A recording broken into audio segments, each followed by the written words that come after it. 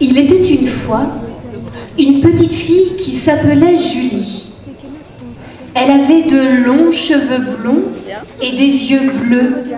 Elle portait souvent une robe violette à pois jaunes et des petites ballerines noires.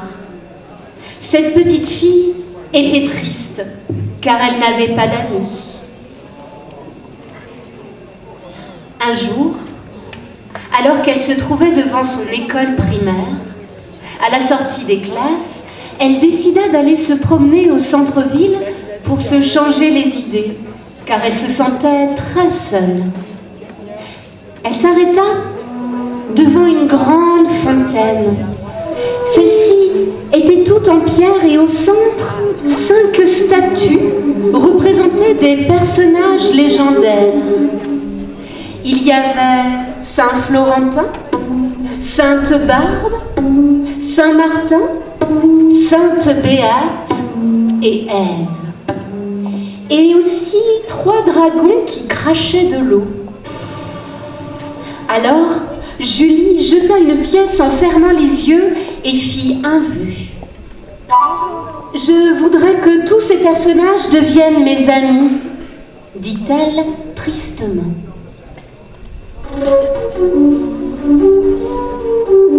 Elle rentra ensuite chez elle et expliqua tout ce qu'elle avait fait à sa maman. Celle-ci lui dit « Ma fille, ce n'est pas possible, les pierres ne s'animent pas. » Déçue, Julie monta dans sa chambre et s'enferma. Elle attendit la tombée de la nuit pour retourner à la fontaine et vérifia si son vœu se réalisait.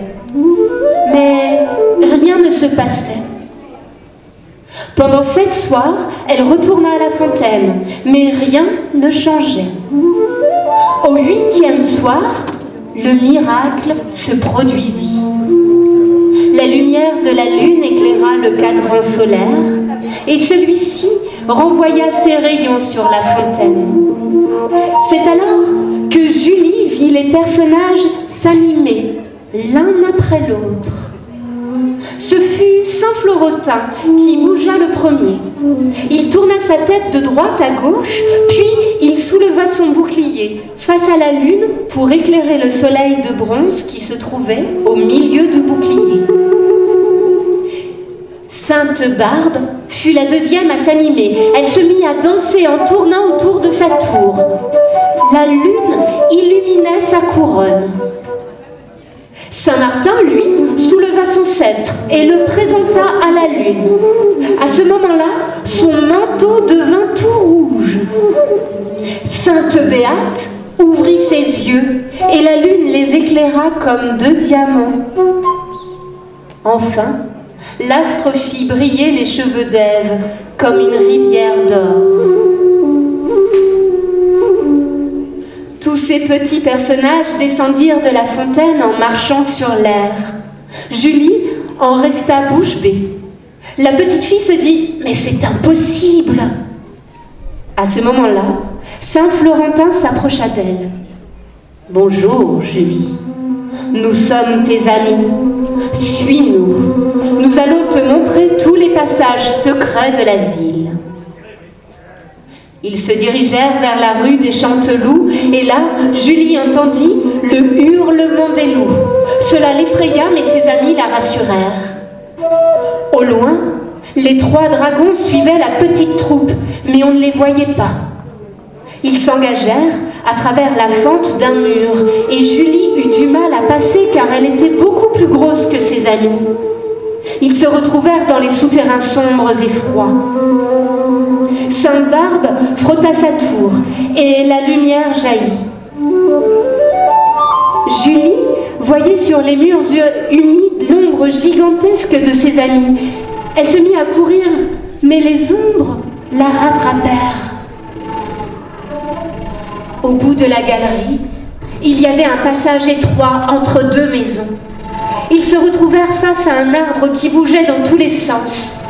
Il était nu et au bout de ses branches, il y avait des moignons. À ce moment-là, Saint Florentin sortit son épée et coupa les branches du monstre.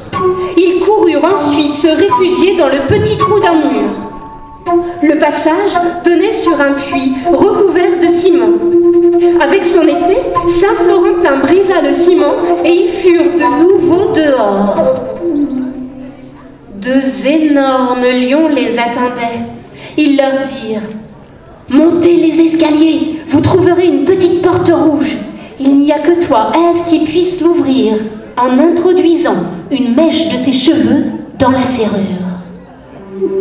Pendant ce temps, Julie arracha un cheveu d'Ève et l'enfonça dans la serrure de la petite porte rouge. Celle-ci s'ouvrit en grinçant et tous pénétrèrent dans l'église, car il s'agissait bien d'une église avec sa grande croix devant l'autel.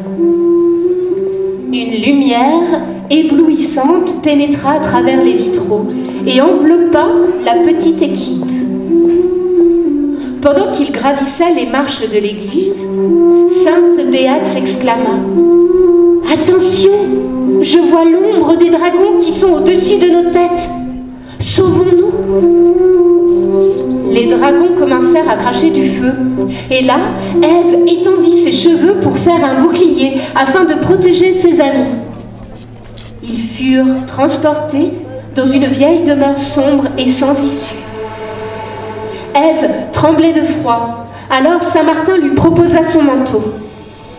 De son côté, Sainte Béate, Sainte Barbe essaya d'éclairer avec sa tour, mais en vain. Des murmures de voix humaines s'élevèrent et guidèrent la petite troupe à travers les cryptes humides et froides.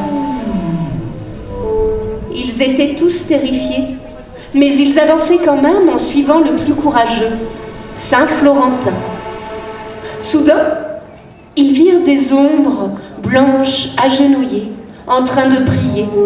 Ils comprirent alors qu'ils étaient dans un presbytère et que les créatures qu'ils avaient devant eux étaient des fantômes de moines. Seule Sainte Béate comprit ce qui s'était passé.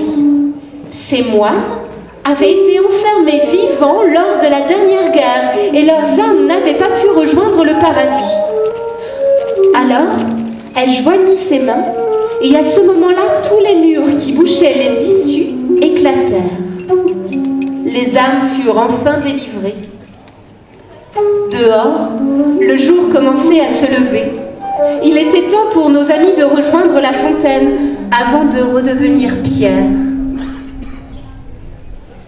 Au moment de se quitter, les amis de Julie lui offrirent chacun un souvenir. Saint Florentin donna le soleil de bronze qui se trouvait au milieu de son bouclier. Sainte Barbe, sa tour. Saint Martin, une partie de son manteau. Sainte Béate, les deux diamants de ses yeux. Ève, une mèche de ses cheveux. En faisant ses adieux à ses amis, Julie versa une dernière larme et rentra chez elle, bien fatiguée par cette nuit mouvementée. Lundi, jour de marché, on entendit un homme crier « Regardez, on a volé quelque chose à chaque personnage de la fontaine. » Quelques semaines plus tard, alors que Julie se trouvait de nouveau près de la fontaine, un petit garçon s'avança et lui tapa sur l'épaule. « Je fais un exposé sur la ville. Peux-tu m'aider? Connais-tu le nom des personnages de cette fontaine ?» Julie se retourna, sourit et lui dit « Viens, je vais te raconter. » Julie avait enfin un ami. Bravo.